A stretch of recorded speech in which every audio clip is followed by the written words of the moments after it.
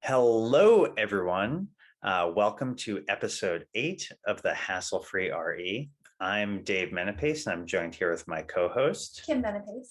And earlier this week, we were fortunate enough to attend the short-term rental retreat in Miami. Now, this retreat was run by Michael Sjogren and Bill Faith.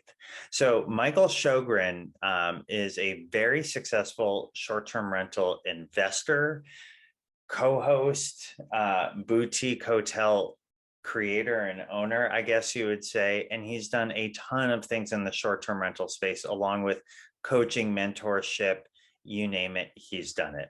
And the second co-host, I guess, of the Miami retreat is Bill Faith. Bill Faith is an extremely successful business entrepreneur. I think he's started over 33 businesses, successfully exited 17, and he is very big in the short-term rental space, especially the luxury short-term rentals with, I think it was 11 or 12 of his own, and then just as many that he co-hosts. So both of them brought together some of the best minds in the industry, and then each of those folks ended up giving us students, if you will, presentations that were really, really amazing. So in today's podcast, what Kim and I do is we decided to share 5 of the most impactful takeaways or things that were most impactful to us. And we're going to share those with you right here in this episode.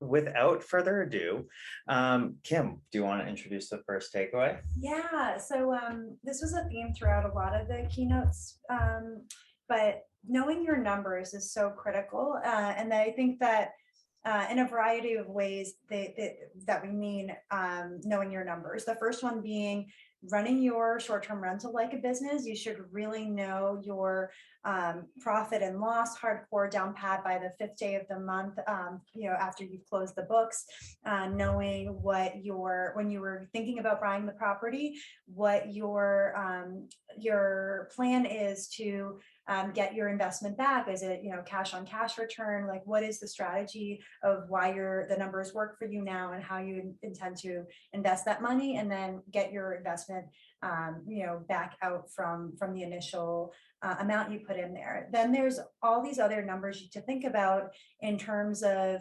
your goals, both short-term and long-term, because a lot of people there were saying, I want to retire in 5 years or 10 years or after my youngest goes to college. And they said, that's great, but what is the number you need to achieve that? What is the amount of money you need to make per month to live the lifestyle you want, either the one you have today or the one you want in the future? Do you want to retire your parents as well?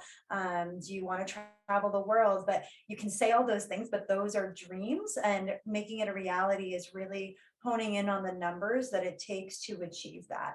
So it made me think we take our Airbnbs seriously and do think of them as a business, even though there is a personal element and we're emotionally attached to them.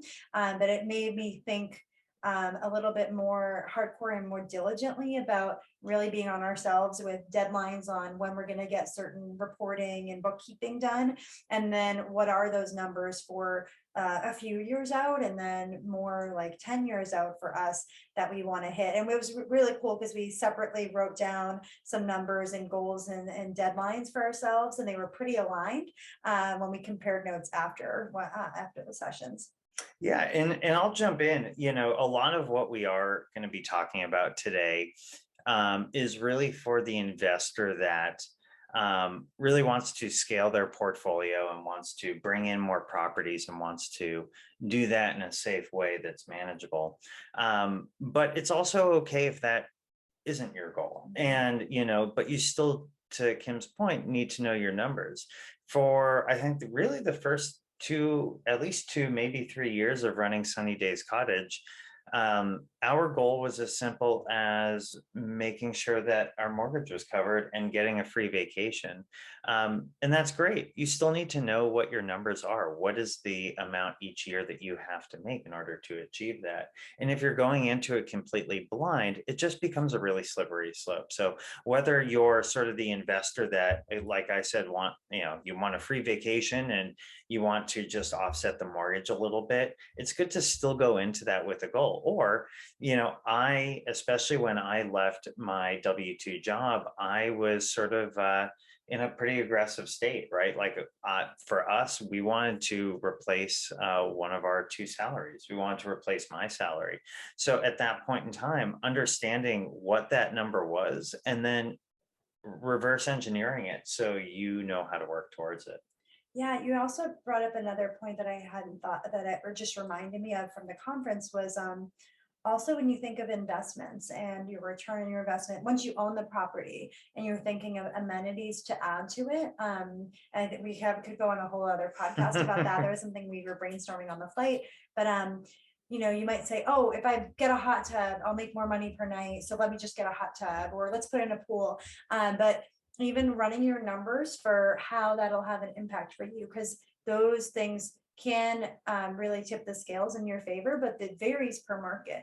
And that's something that one of the presenters who owns a product that helps provide that type of data and insights shared. But even with that, you can think about, do the numbers make sense for you? We decided it did for us for Maine to get a hot tub up there, but for Cape Cod, that might not make sense for us.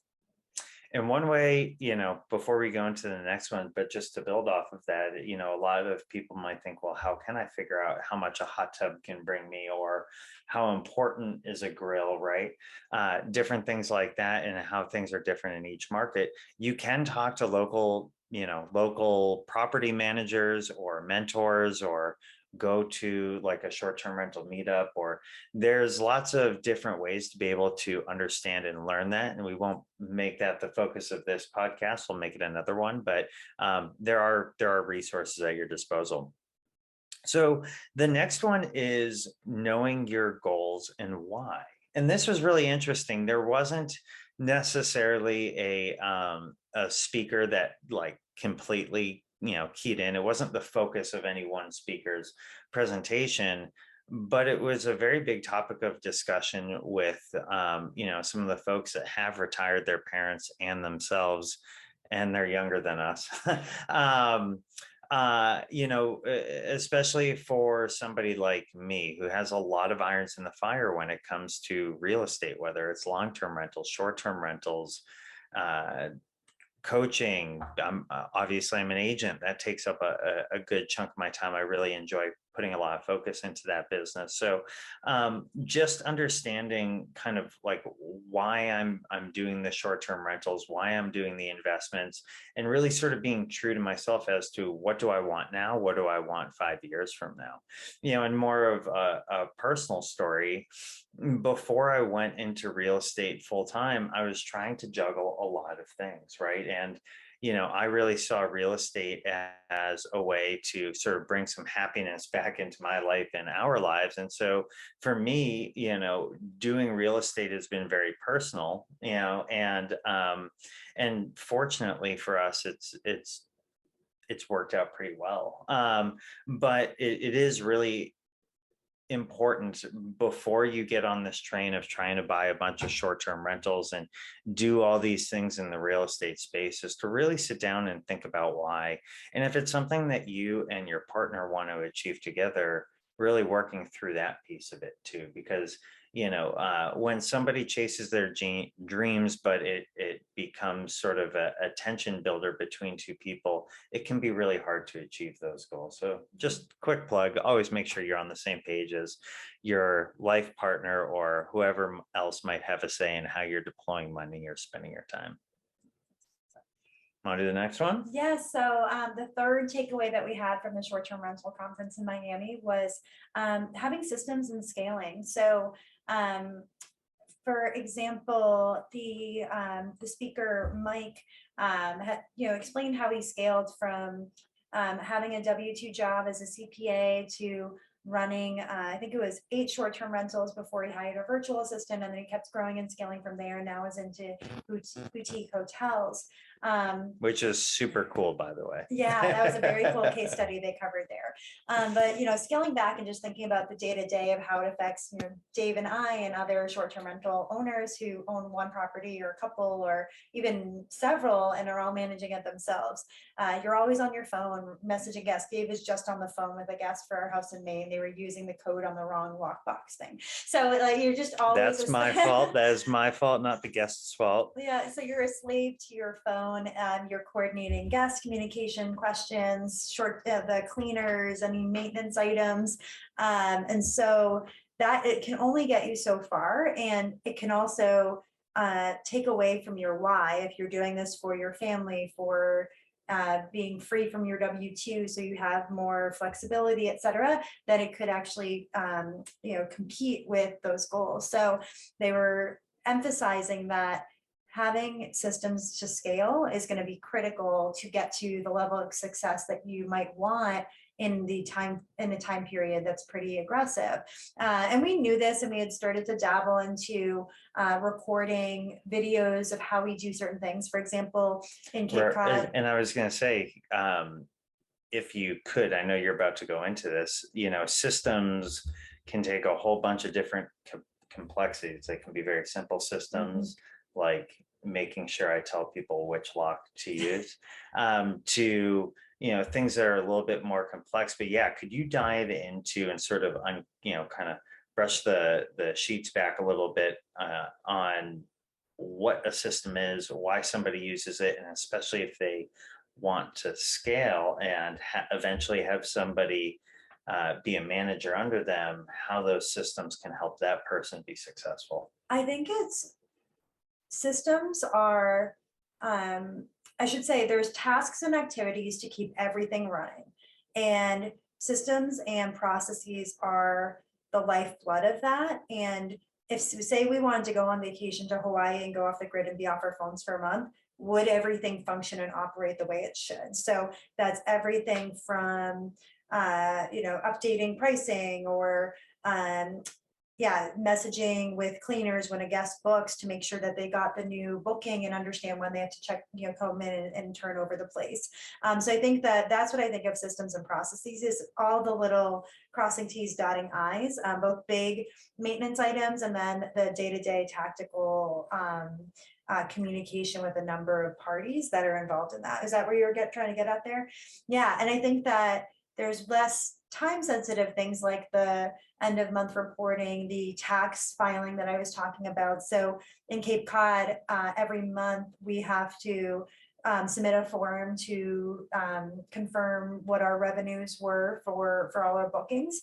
And then before, the Airbnb and VRBO used to not take those taxes out for you. You had to pay them yourself. They started to take those out for us pretty quickly, I think within our first year of doing rentals. So we don't have to pay any taxes, but we still have to file this form to show them what our gross revenue was and that we don't owe any. So it takes 15 minutes a month to do that.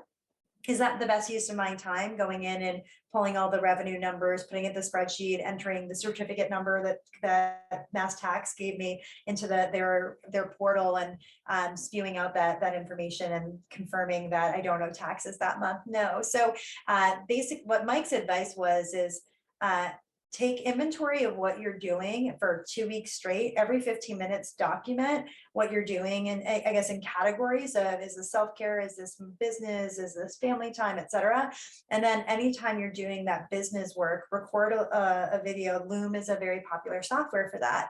And he said, even if you don't want to record it in a way that's very training and instructor led oriented, and you don't want to write detailed documentation, at a minimum record it so people can mimic what you're doing, and you can build up that library of videos of what you do to keep your business running. And I think we're in a stage now where we're like, okay, let's just start doing that. There will be a time and place when hiring a virtual assistant and taking on that salary will be worthwhile, and we want to be super prepared when that happens. And Mike also emphasized a really important point, that's don't just create all these things, hire the right person, dump it on them and go. He said he went through 5 virtual assistants before one stayed because he didn't do a good job at people management once they were onboarded. It's tell someone how to do it, give them the tools, check in with them and see how that's going. And then you give them more responsibility as they feel comfortable with that first load that you gave them. So it was just this big light bulb moment for me where I think we have so many things that we want to do to provide that relief, that work-life balance as much as possible with short-term rentals, that we can pick this up and drop it often. But it was helpful for me where I saw that's a really big focus point that I want to have for the next couple months. Yeah, I think you nailed it. I don't think I could add any more value to that. So let's move on to the next one. The next one was really the basis of Bill Faith's final presentation on the last day there. And it really was centered around due diligence and the level of due diligence that he does before he invests in a deal. And I thought it was really fascinating. There's really 2 levels of due diligence that we discussed, maybe 3 actually. There was market, what market you're investing in, and we'll get into that in a minute. There was the property itself, and then closely aligned or tied to the property was kind of the location of the property within a given market. So kind of at the higher level, let's start with the market itself. He gave us one really neat example, actually 2. He gave us 2 really neat examples. He, a lot of people have heard of the Great Smoky Mountains, and then those are in Tennessee. And then just south of that is Blue Ridge and Ellijay. And Blue Ridge and Ellijay, while they might be really fantastic markets, the big thing, I think on Instagram and on Zillow, you find a million of these houses that just have these breathtaking views, just like up in the Smokies, but the Smokies have Dollywood and they have all these different draws that are going to keep people there. And where the price points are, you just don't have a whole lot of traffic. Like you just don't have a lot of people traffic coming to Blue Ridge and Ellijay. And because of that, it's not that they're bad markets. It's just, they're not ever going to be as popular as Pigeon Forge and Gatlinburg. And there were some other examples that he gave us. There's one, I think it was in Florida or Kentucky, that was pretty neat, where there is forever been a private airport, and Bill recently bought a house right near that airport.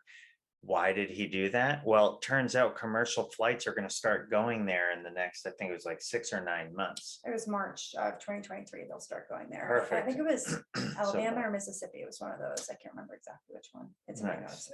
Well, we just hit 4 out of 50 of the states, so it's one of those, I'm sure. But anyways, the fact that he did that level of research, and knowing that in 6 months from now there's going to be commercial flights starting to go there, that could end up being a major area that people are traveling in and out of.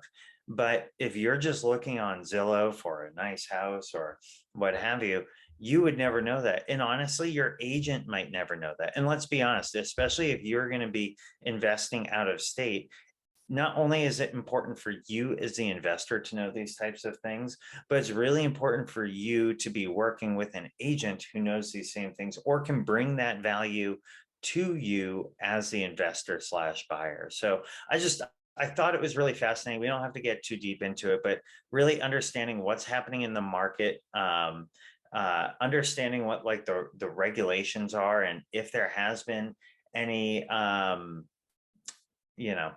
if there has been any recent changes in regulations. I know a ton of people were buying in Chattanooga because they wanted to do short-term rentals, and then all of a sudden, boom, there was a moratorium. That moratorium didn't come out of nowhere. That was discussed in city town hall, meetings and things like that. So super important to have an understanding of that on the market level.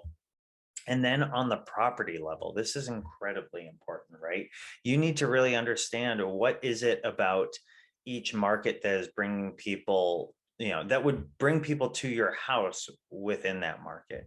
Where we are up in Maine, there's a few different things, certain amenities, but certainly, people seem to like those houses that have a big wall full of windows. The highest performing properties on Rank Breeze, which is what we use to sort of do a comparative market analysis of all of our properties on a weekly basis, they all seem to have that same sort of view.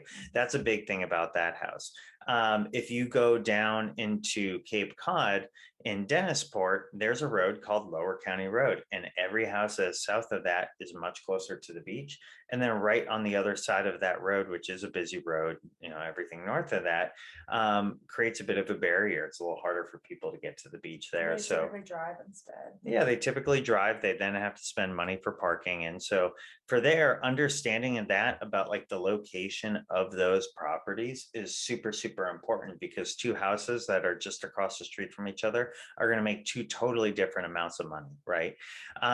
With that, Bill gave another really amazing example down in Florida. He bought a home specifically because it was across the street from the beach, but on the beach side, there was these three lots that were all next to each other. And he learned that those lots were in a trust and they were getting left or passed down to kids years and years from now. And so he knew that he could buy his house on his side of the street and have no obstructed view of the water, where literally just a few houses down, the exact same house would make almost half as much. And Bill goes for these really amazing luxury houses that usually are going to start grossing around $250,000. And that's, there was over $100,000 difference between those two houses in terms of their potential, their revenue potential. So that is really the level when you start kind of getting into this game and you want to scale up and you want to really have,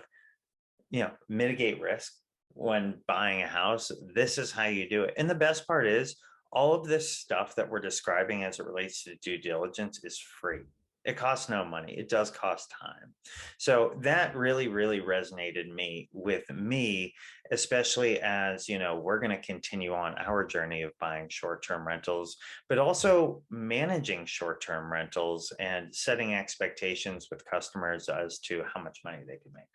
I'd say on the due diligence piece too, I think you're right that it's free to do. It takes time, but it also, any chance you can get to connect with people and talk to people, you're going to get way more valuable information. So in that example, I think it was actually 4 lots, and he asked his lawyer to find out who owns the trust and then dig deeper. Okay, if they're leaving it to their kids, can you call them and see how old their kids are, what their future plans are for them? And I think the oldest of the kids was 14. So obviously they're not touching it for probably at least 10 years.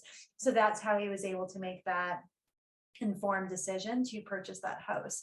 And so I think that even when we were looking at a house in Maine, New Hampshire area 3 years ago, it was a duplex, it was commercial converted to residential, and just there was a lot of stuff going on with that one.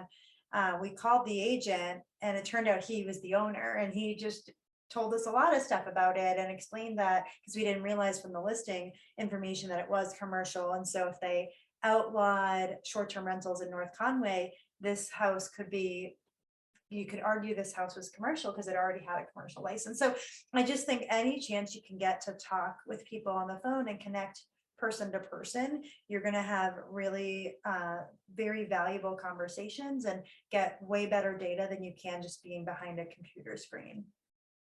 That's a really great point, because at the end of the day, I think anything in real estate, you are just as much in the people business, and you are going to learn so much by talking with people.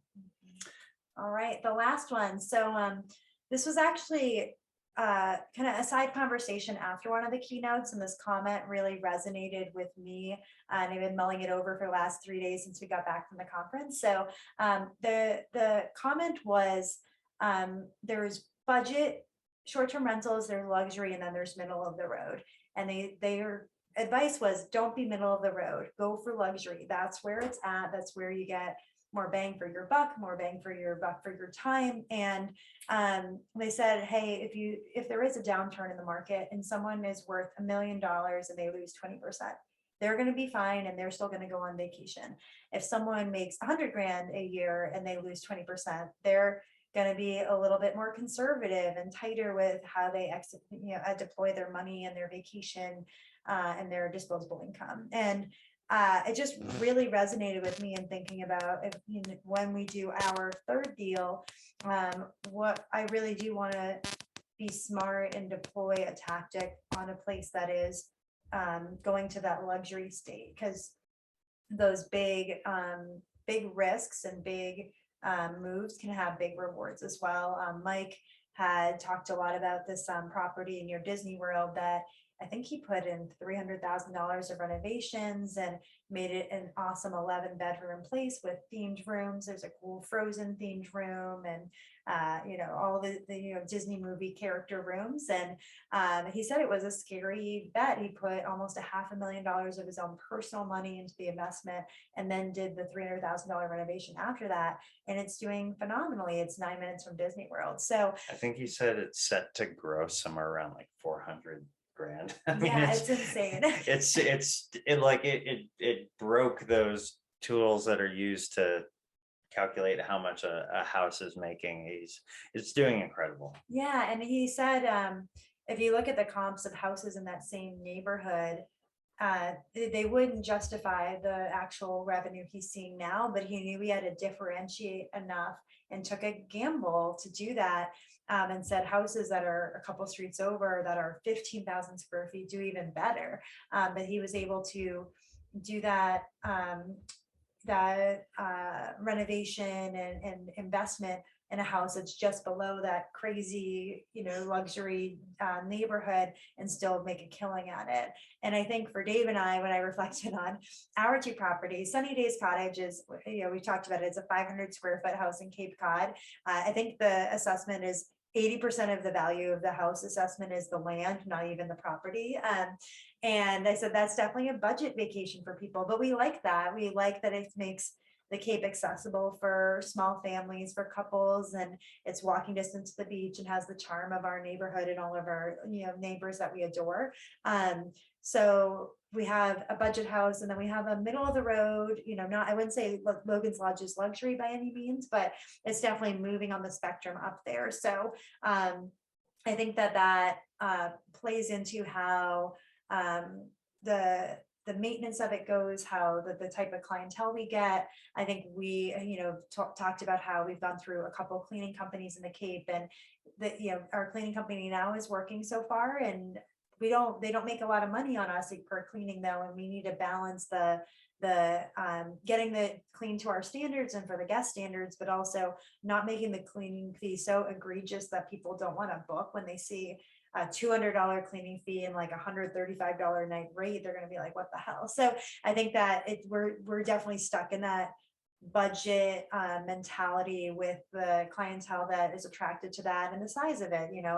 People who have $1 million are not going to rent our little 500 square foot apartment, house.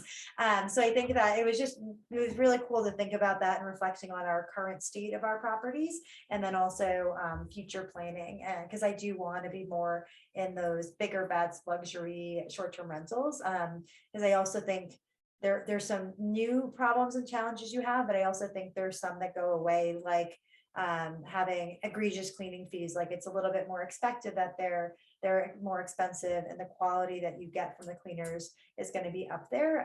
So you'll have less headaches in some ways with some stuff, and then you'll have more with increased complexity. 11 bedrooms is going to be a lot to clean and turn over. Yeah. And I mean, especially as we at least start to grow our co-hosting business as well, which is something that we're now offering, where we are actually going in and managing people's short-term rentals for them. There's definitely a profile that we're looking at, a type of house that we really want to be the best in the business at in terms of co-hosting, but that definitely is going to be focused on homes that, quite frankly, will start to be able to gross in, right around that 100K mark a year. And it's not a money thing necessarily on our end, but there's replicatable systems that you can apply when you start to keep things consistent across the board. And so if we keep things that we're managing similar to what we're owning, it just makes it a little bit easier from a management perspective.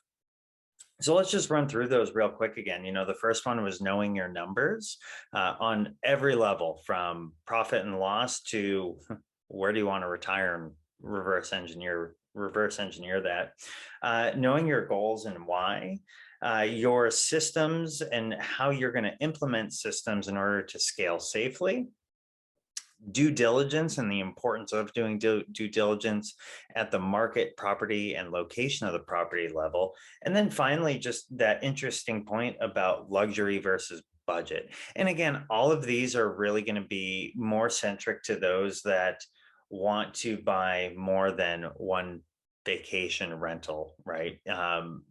Again, if you want to buy a vacation home, get a free vacation and a great house that's going to appreciate over time and just have a sound investment, that is amazing. You probably aren't going to have to dig too deep into systems and scaling and things like that, or feel like you're forced to buy a luxury rental. But we just want to cover 4 or 5 things here that really resonated with us, things that we're looking forward to applying in our business. And what was wonderful about that conference is I feel like it really gave us some an opportunity to get some clarity in our business and recenter and refocus both what we want to do within the short-term rental space. And I'd encourage anybody that is really sort of interested in figuring out what's happening here in short-term rentals to really consider going to the Nashville conference. When I went to the last Nashville conference in June, I will tell you there were plenty of folks that did not yet have a short-term rental. So don't Even feel at this one too. Yeah, even at this one. So do not feel like you have to own a short-term rental to attend one of these. The networking and the camaraderie is literally unparalleled at these events, and they're really amazing. So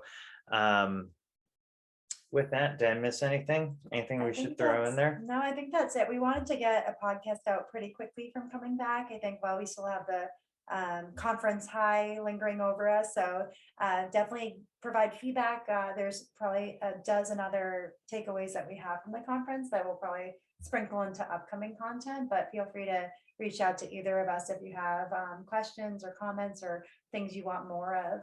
Those we'd love to hit on those as well. Beautiful. Well, with that, you can find me at Menapace Real Estate on Instagram, menapacerealestate.com, on Facebook as well. And we will leave our contact information in the show notes. So please do feel free to reach out to either of us. We'd love to help you. And if you're interested in having us manage your home as a short-term rental, send an email to the 5-star co-host at gmail.com. 5 is spelled out FIVE. Thanks, everyone. Thank you. Have a good night.